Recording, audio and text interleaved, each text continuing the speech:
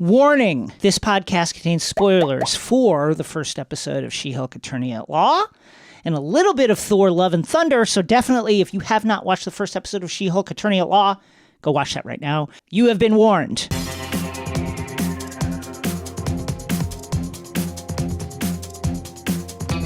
Folks, we're stepping out of the airlock and into the courthouse to discuss the latest MCU show, She-Hulk Attorney at Law. Rosie, the show is fun. It's so good. It's so fantastic and just like silly. And do you know what? They're on a streak of it feels really different to anything we've had in the MCU. This actually, again, does. This is like a relatable, funny comedy show that really leans into those legal roots. Those comparisons to Ally McBeal were not wrong. And if you don't know who Ally McBeal is, then Google it because we're old. It's fun. It's so fun. Directed by Kat Coiro, written by Jessica Gao. Here is our recap. We open in Los Angeles. We open on Jennifer Walters immediately breaking the fourth wall. She's staring at us.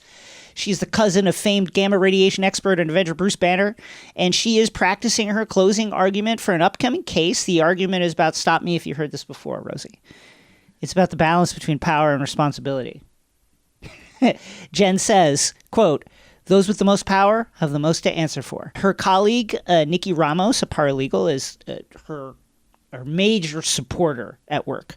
Her fellow lawyer, Dennis, is like, I'm a man, so you should let me close out the case. Shut up, Dennis! His name's Dennis Bukowski, and I feel like for any women who are watching this, who've had to listen to men talk about how much they love Charles Bukowski, it's so good. It works. And it's big shut up Dennis energy this episode. Big time shut up Dennis energy.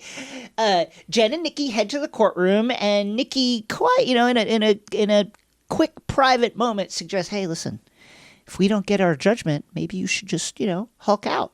And that's right, folks. This is how we learn that Jennifer Walters is a Hulk. And the fourth wall shatters, and Jen tells us how she became a Hulk. And here is where we should pause for a moment, Rosie, and play that X-Ray Vision was right sound again, because we were right. Dun-dun-dun, we were right once again. Some months previous, Jen was taking a wonderful road trip with her cousin Bruce, and here is where we were right. Bruce's endgame arm injury, which he suffered, of course, while snapping his fingers with the Nano Infinity Glove on his hand, has almost fully healed. And he's created a device which he now wears on his wrist, an inhibitor, which keeps him from transforming into the Hulk and wrecking shit. Conversation then turns to whether Steve Rogers ever got it in. Did he ever get it in, folks? What do we think? Wasn't he too busy to fuck? Wasn't there too much going on? He was going from crisis to crisis to crisis.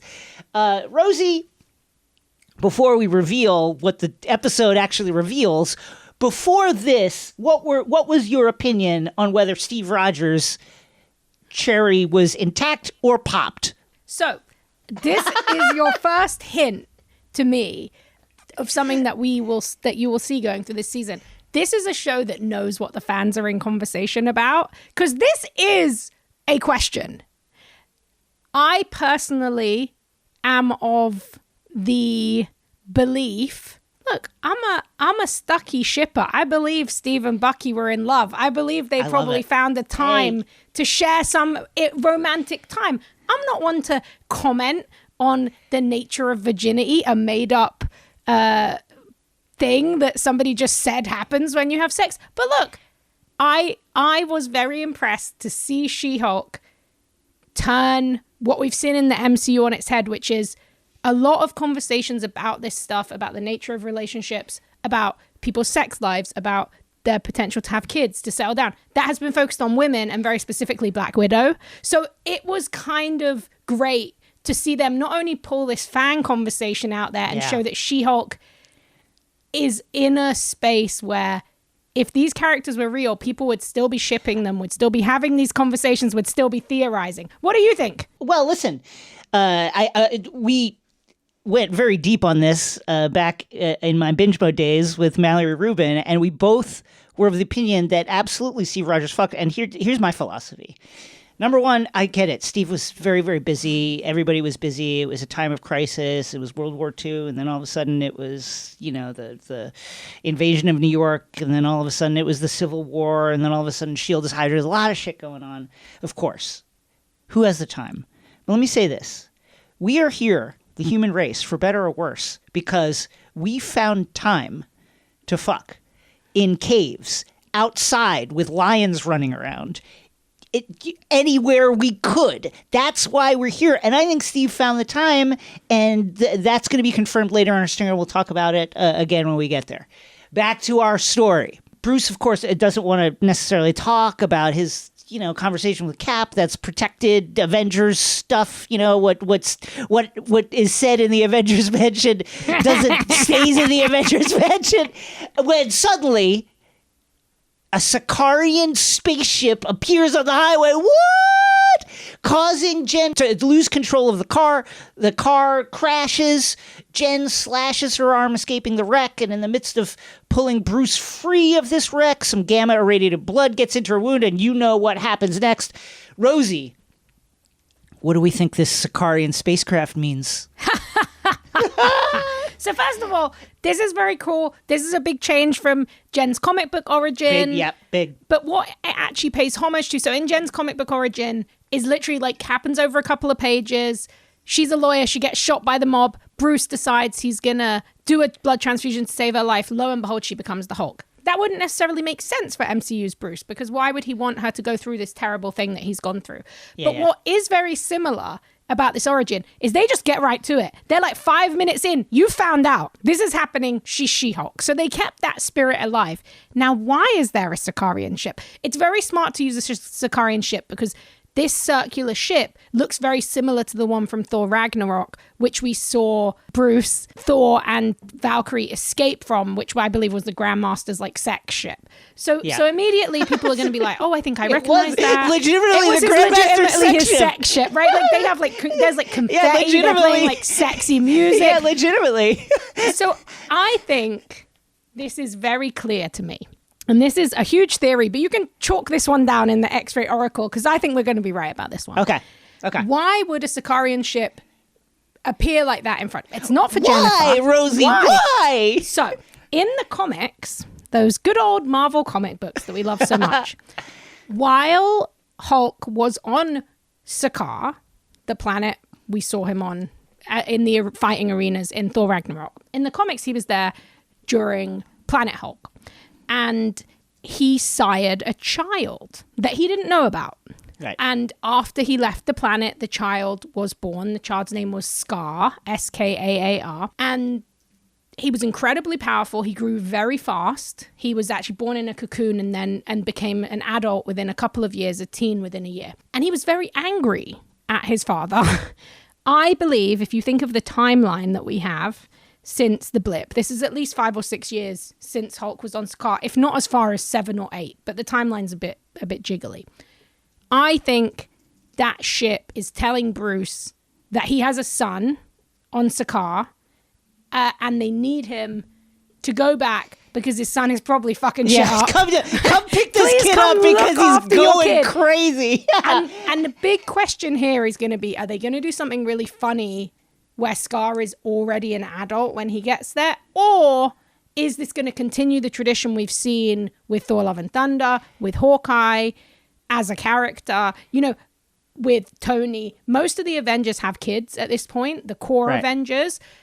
This would add Hulk to that. So maybe in this version, Skaar will be a teenager, which would be easy to put him into a Young Avengers or some kind of team. So yeah, the Sicarian ship, I would almost guarantee that we will at least get a post-season stinger hinting that Bruce has a son. Let me ask you this. The events of Thor Ragnarok were pretty much Planet Hulk. The really incredible Hulk event that in many ways set the tone for like who the Hulk is right now in Marvel Comics and is just one of the great semi-recent Marvel comic events. That event leads directly into World War Hulk. So World War Hulk is the Hulk, the madder than he has ever been, ever before, comes back to Earth after all the stuff that went down on Sakaar. He was on Sakaar, by the way, because his supposed friends had exiled him because he was causing too much destruction on Earth. I think you've seen that in Age of Ultron. You've seen that, and when he comes back, he is so mad that he fights everybody, every hero, and wins. Does this make a World War Hulk event more or less likely to you? I think it makes it very likely. So Thor Ragnarok was, in all but name, a Planet Hulk movie. It came out of the events of Hulk being kicked off the planet by people that he trusted. It led to him landing on Sakaar and becoming a famed fighter. And it looks like it will lead to him having a son. Now, Sakaar was introduced in World War Hulk 5. So I think this is a very reasonable guess. And I just want to shout out, like, Planet Hulk, that is probably the definitive Hulk story of all time. Aside from, like, you know, his origin, but even then people aren't like, oh yeah, don't forget about Rick Jones who ran in front. Like, what Planet Hulk is the story. It's one of the very successful Marvel animated movies. And it is just really radical. Rumor has it the reason that Marvel would not have just been able to make a Planet Hulk movie under that name is that the deal that they have with Universal is they cannot make a named Hulk movie. So I think if World War Hulk happens, you know, just like this is based on Greg Pak, Carlo Pagugian, and Aaron Lopresti's amazing comic book series, I think we could see World War Hulk, especially post She-Hulk, where it looks, first of all, second Hulk. We've got She-Hulk. She exists now. We know from the trailers that Abomination is going to be in this show. He's already in Shang-Chi, but we know from the trailers he's going to be part of this show. So we're already introducing what we would call the Hulk family. So the question is, if Scar really is there and he's rebuilding Sakaar like he is in the comics and he's pissed at his dad, or maybe he wants to come and hunt down his dad or whatever, we could end up in a situation where then we would have 4 Hulk adjacent characters. And, you know, I've been thinking about this a lot recently. She-Hulk seems like a place where you could introduce more folks or reintroduce them. You know, having Tim Roth come back from that first Incredible Hulk movie, which many people forget is like, that's the phase 1 of the MCU. That makes it seem to me like they're not afraid to go back to that space that wasn't necessarily as loved at the time that it came out against Iron Man. So I wouldn't be surprised, you know. I'd like to see Liv Tyler come back, maybe as a red She-Hulk. You know, that's a really massive part of this kind of Hulk family. The Incredible Hulk's arc, she's the antagonist, and you have all these different Hulks. So I think a version of World War Hulk, I don't know if our Bruce Banner would be the one to incite it, because he is very much in a great headspace, but maybe Scar is the one, and then Bruce has to bring in these other Hulks to help. I love the idea that World War Hulk would be Scar being super pissed, like, Daddy, where the fuck have you been? Okay. Exactly. Jen hulks out, and when she wakes up, it's dark, and she's somewhere by the side of the highway. She goes to a nearby bar where some really wonderful ladies are like, what happened? Don't let him treat you like this. And they give her some fresh coat of makeup and a little tease up with the hair, and they give her some new shoes. And Jen is like, you ladies are great, but I'm fine. I just need to call my cousin Bruce. She steps outside to make a call, and of course some meatheads step up to her, and it's like that bar scene in Terminator 2. She hulks out and she just fucking crash test dummies these fucking dudes. When she wakes up again, she's in a nice wonderful wood-paneled bedroom, which we find out is in a beachside cabin. Wonderful spread. There's Ultron's original Stark Tech helmet there as decoration.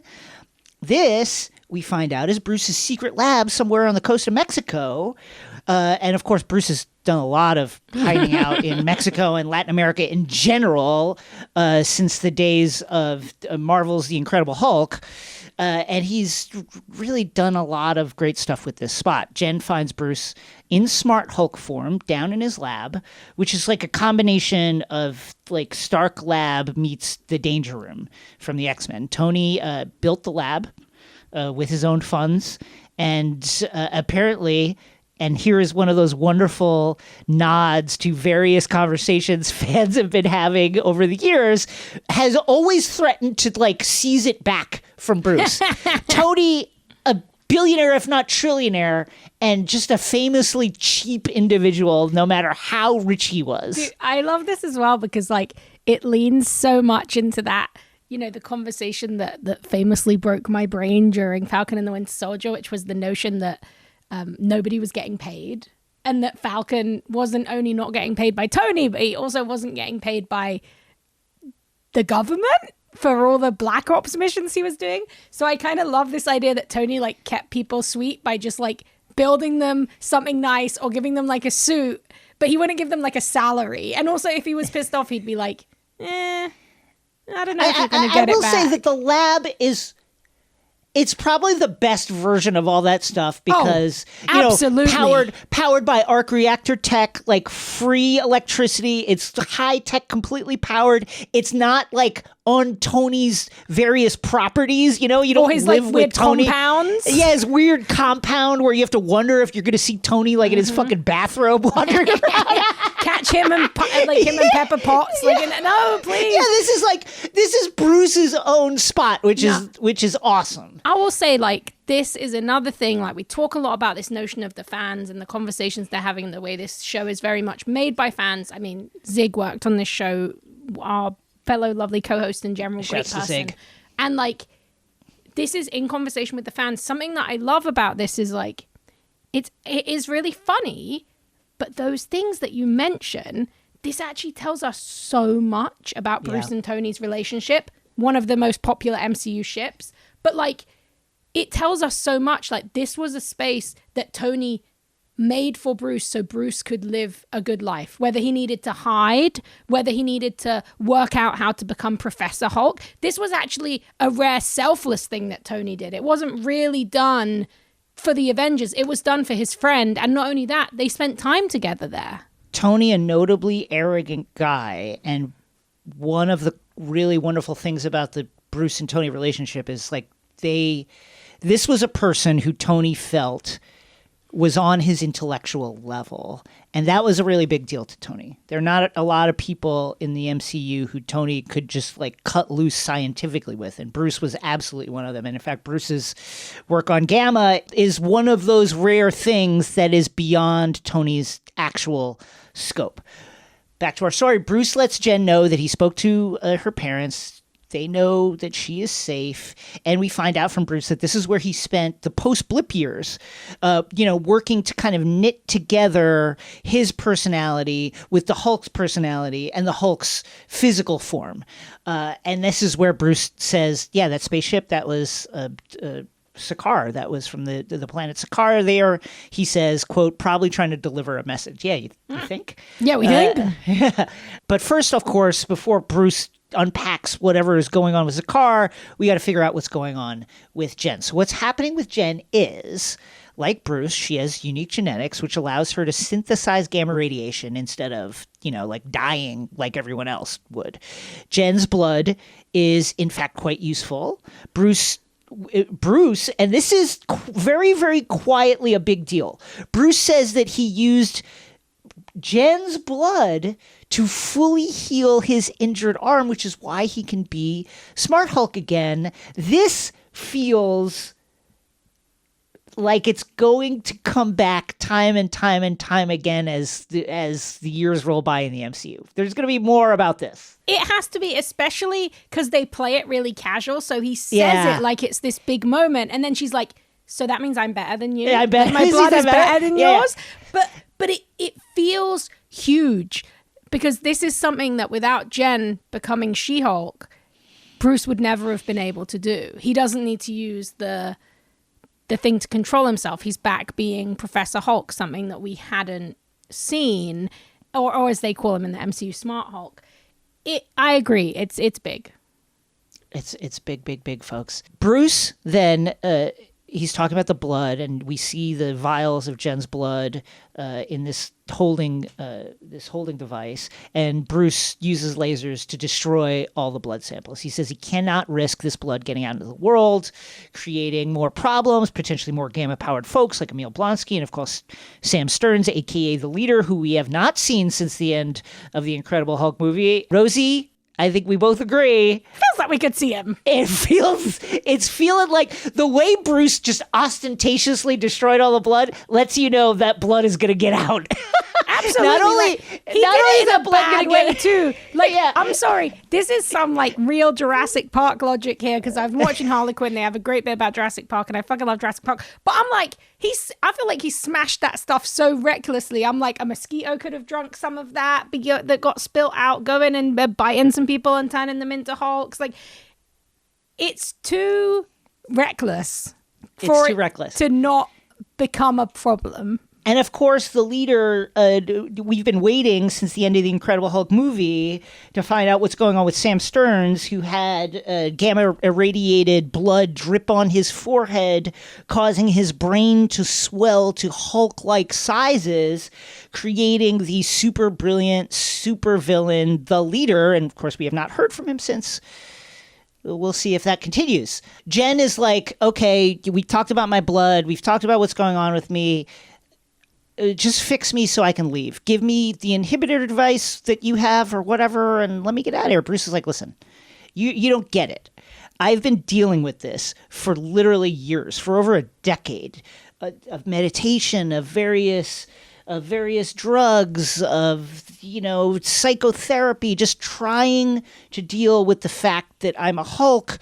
You're a Hulk now, and you're gonna have to take this seriously. So over some pancakes, Bruce preaches the gospel of isolation and self-control. That means no more stressful stuff like being a lawyer. That means hang out with me in the jungle for several years, meditate all the time.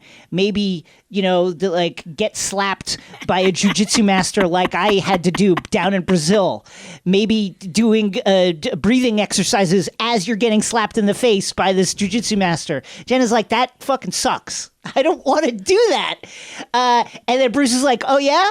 What? Look at this. And he slaps a huge binder of Hulk teachings on the table, and she's like, well, how long is this going to take? And he's like, I don't know, I've crunched the numbers and I'm thinking like 15 years to get your Hulk stuff under control. Dude, it's just like, no. This tells us like it's actually really smart narrative storytelling. Oh, it's so not good. In the I love nature that this. it's just hilarious and fun, but also like it tells us without expositioning it or having like some deep and meaningful chat. Bruce cares about Jen so much. Like, this is his family. He's out there. He's making binders. He's planning to he's like, Avengers, never heard of him. I'm just here with you. Next 15 years, it's happening. And the funniest shit is like, Jen just, as we will come to find out, Jen like, doesn't is get it. not in that place. It doesn't. Well, it's two things are going on, right? One, she truly is kind of naive to the implications. And two, she is an active human being with a job. She doesn't want to hang out in Mexico for the next 15 years. Okay, so they go down to the lab, and in the lab, they run some danger room style exercises involving circular saws to figure out like Jen's transformational triggers, and she transforms, and we discover right away, surprise, surprise, surprise, and very surprising to Bruce, that Jen maintains her personality in Hulk form. No fractured psyches, no alter ego, no voices in the head, no need for this 15-year journey, and Bruce is clearly jealous. He's like jelly. He's very jelly. It took him, again, like many years to get to the smart Hulk phase with Jen just skipped to Smart Hulk immediately to Smart Hulk. No, but and that's just like the comics, basically. Like just Jen like the has comics. had a savage phase, which was her original phase, but then by the time she's sensational, she's just casually with it. So it's very close. And in recent Avengers stories has kind of gone into a return to Savage She-Hulk. But yeah, for the most part, for the vast majority of her comics history, she has been the personality of Jennifer Walters, just in a near 7-foot towering physical frame. Okay, so there's still work to do, though. We got to figure out like what the transformation is about. Jen, notably, even though she has maintained her personality while in She-Hulk form, she can't go back. She can't like consciously transform back into Jen. So how do we do this? And Bruce is like, well, I had various techniques. One of them was Natasha would sing lullabies to me. which is honestly so funny. Other times I would just kind of pass out, and Jen is not taking this seriously again. But Bruce, he carries this massive burden of being seen as a monster by basically the whole world because he destroyed Harlem, destroyed large portions of Johannesburg and Age of Ultron, other things of that nature, and he doesn't want Jen to experience that. And he's very persuasive when he talks about, how traumatized he is by those events. And so Jen agrees, okay, train me how to be a Hulk. So there's a lot of mindfulness and psychotherapy stuff being presented to Jen, but she's not super ready for that. So they're like, okay, we'll skip this. We'll do this tomorrow morning. Bruce sneaks into Jen's bedroom. She is transformed back into Jen. He wakes her up by firing an air horn into her ear. But this is an important discovery, as well as being really, really funny when she turns into She-Hulk and destroys the bed. We discover that, just like Bruce, if you slip into unconsciousness in Hulk form, when you wake up, you're back in human form. So more mindfulness, some Tai Chi. We do some Hulk Wardrobe 101 where you learn the importance of stretchy clothing. We throw some boulders. We do some Hulk jumping. We do some balancing. We destroy a couple of cliffs. There's more. Then the upside, we learn about being a Hulk. Hulks can drink forever, and they never get drunk. They get buzzed, but they never get drunk. So over countless drinks at the bar that Tony and Bruce built together, they even have a little love heart with so a T cute. and a B in it. Jen and Bruce blow off a bunch of steam, and they just burp, burp, burp, burp, burp. The next day, we learn that while they don't get drunk, Hulks actually do experience hangovers, at least in human form. And Jen, hungover, kind of annoyed at all the Hulk training. She's thrown the boulder. She's jumped around. We've done all that stuff. She's like, okay, I can go home now, right? I'm going to go. I'm going to leave. Bruce is like, listen, you're not ready. And Jen is like, actually, I'm ready. And Jen is both right and wrong. She's right that, just let her leave. But also, Jen, you do need to take seriously the fact that you could level like an entire city block if you wanted to. And from what we saw, much to Bruce's chagrin, she is equally as powerful already as Bruce, if not slightly more powerful. So you really do need to take your responsibility because you are throwing the rocks further. You are Hulk smashing harder. I will say that it seems like they're signaling that Hulk is still strongest because when they throw the rocks, but then he was like, gets his back up because his cousin is doing better than him and is also immediately the smarter Hulk, like, out of the gate. And so he throws that one boulder that goes like into fucking space. Like you see it catch fire and it goes, and it goes like to Mars and shit. Yeah, I think you're absolutely right. I would say she's encroaching on his strength at a worrying speed through for this. Bruce. She's certainly much more agile than Bruce is at this particular time. Anyway, Bruce and Jen have an argument about being able to control one's anger, and then Jen makes a really great point that, listen, I've been controlling my anger because I'm a woman in the world. I've been doing that my whole life. I've been doing it much more successfully and for longer than you have. And through this conversation, we discover that Jen can now transform at will. So this is a big deal. Jen leaves, insisting that she's not going to be a superhero, which Bruce doesn't quite believe, but he's like, whatever, go with God.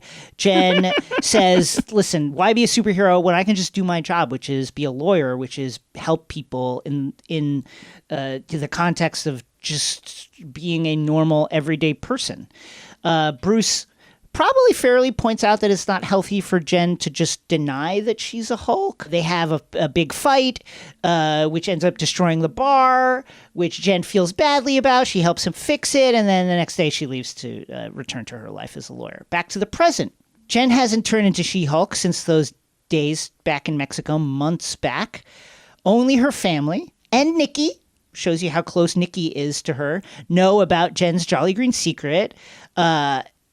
she says, I was right and Bruce was wrong and I never need to be a Hulk. Okay, show over, right, Rosie? That's it. End of the She-Hulk program. And that's it. That's all folks know. They're absolutely wrong. In the courtroom, closing arguments are taking place.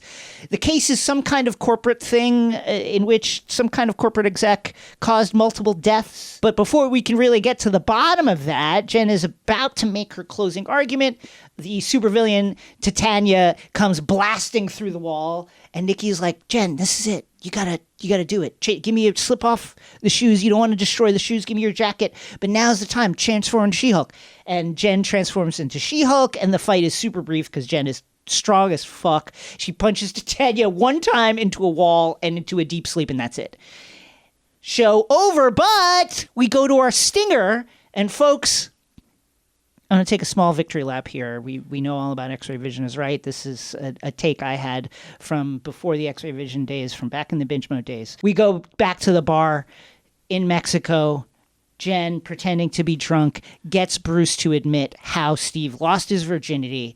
And folks, it is the exact way that I said Steve lost his virginity in binge mode when we were talking about Captain America, the Winter Soldier. It was, my theory was that, listen, Steve had people throwing it at him, men and women. And when he was on tour in 1943, selling fucking bonds and promoting the war, it just stands to reason that at some point in time, he got it in. It just would happen because people were coming at him left, right, and center. And at some point it would have happened. And in the stinger of the first episode of She-Hulk, Bruce admits that Steve lost his Shirley on that very 1943 USO tour. Folks, we called it. And that is why you listen to this program, because you're going to get that kind of analysis from Rosie Knight and yours truly. Folks, She-Hulk. That was fun, and I can't wait to talk about this show because you're getting a lot of stuff. There is actually... Right? There's not just the connection to our Legacy Avengers with Bruce playing a pivotal role in the pilot, but it's very clear that this is going to be the kind of show that is going to push the MCU lore and characters and stuff further. I mean, you already said it. There's going to be more Hulk characters... Yeah. Because of this. That blood is getting out there, folks. There's no way Jen's blood just stays on the shelf. Yeah, and like we said, even if it does, I believe it will probably happen in this season. But if it doesn't, Bruce getting the message from Sakaar, it means Scar. Like, these are the things that we saw him in Thor Ragnarok in his giant sexy skull layer with like his fans, I agree with you. Something that blows my mind about this, and I can't say it 100% yet because WandaVision exists, and that is one of the weirdest deep cut MCU shows ever with the amount of references they stuffed in. But I will say, from this episode and what I've seen of the show so far, it does feel like it's going to compete with WandaVision for introducing weird, deep cut, fun Marvel lore. And I actually think it might even get to do more because WandaVision, though it had so many fun references, a lot of it was just references. It didn't make stuff concrete. But even in this episode, we get canon nods to funny fan theories, Steve Rogers. We get cementation of the idea that Bruce and Tony were actually much closer than we ever knew. I think you're right. It's going to push the boundaries of not only the tone and the humor. I mean, let's be real. Eternals was the first time that we saw people having sex in the MCU outside of an implied sex scene in Iron Man 1. And that was very serious. And we've never really had people just joking about the adult realities of being a superhero. That is very much in the space of what She-Hulk is doing. And I think that tone and freedom is going to bring a lot of new, funny, weird, deep cut stuff to the show. Moreover, we've talked a lot about potentially the West Coast Avengers coming together, potentially Young Avengers who are based in Los Angeles for a lot of time, potentially come together. And this is a show that takes place in California, in LA, which we haven't really been back to since the Tony Stark Iron Man movies with Tony's Malibu fucking Barbie dream house sliding into the ocean. We haven't really been back there since then. Like most of Tony's stuff took place on the East Coast. Of course, the Avengers stuff took place there as well. So this is also an expansion of the kind of like power centers geographically of the MCU. I think we're going to see, obviously we know Daredevil is in this. We're other heroes. We know that She-Hulk at some point in time is going to defend Blonsky. So this is more superheroes in LA, giving us a further expansion geographically of just places that superheroes hang out. We already know they hang out in New York. They're hanging out in LA too. Yeah, and I'm very interested to see. So this takes very heavily from we can assume the Dan Slott arc, especially because some preview images and trailers have shown a different law firm or a law firm that Jen is going to work at, GL, K&H, which is from the Dan Slott stuff, which is the more superhero style law. It also takes very heavily from the Charles Saul Javier Pulido run, which is really fun. That's like my favorite. It's so good. I've been reading both of them. The Dan Slott one has so much great legal stuff. It's very of its time, so there's like good bits and bad bits, but the Saul stuff, there is a sequence that I'm so interested to see if they bring in R.E. Daredevil, right? Daredevil, he's Hell's Kitchen's guy. But in the Charles Saul Daredevil. Should we even talk about it? Now I'm like wondering if the case that they try is the case, because if it is, we shouldn't talk about it. No, I'm not going to get the case is too much, so I'm not going to get into that. There is a moment. This is a tone theory, though. I will say now that we've mentioned that case, if it happens, we're saying we're right, even though we didn't say it. If it is that case, not that that's a crazy prediction. It's literally in the comics, but still, But no. There's one moment. In that version, Jen goes to ask Matt Murdock for help, but Matt is living in San Francisco, and they sit on the top of the San Francisco bridge. Oh, I love that. That's so cool. And it's so fun, and I kind of wonder if we're even going to get that. Like, it's a little bit more outside of LA. It's just this expansion of that idea of the West Coast and what that looks like in the MCU outside of Tony's Malibu dream house. So yeah, I'm very excited, and I also think you mentioned West Coast Avengers, you mentioned these things. Those stories have often been the more wacky stories, the most out there ideas, the kind of silly stuff. So I think that you're really on point there, especially as this is a 9-episode series, so a little bit longer than what we've been getting recently. And we know it's going to be a courtroom drama, and we've already seen from the trailer that it's going to include wild, deep cut Marvel characters. So it feels like this could also be a place to potentially introduce some other heroes that might be connected to that, even if not in the long term, in more of a way to just kind of establish that the West Coast has also had heroes this whole time. Well, I can't wait to talk about it more as the show airs.